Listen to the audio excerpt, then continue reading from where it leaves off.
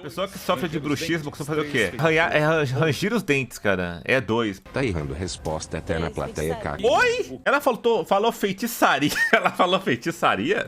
3 feitiçaria. Ah, meu Deus. Não tá, cara. A resposta número 3.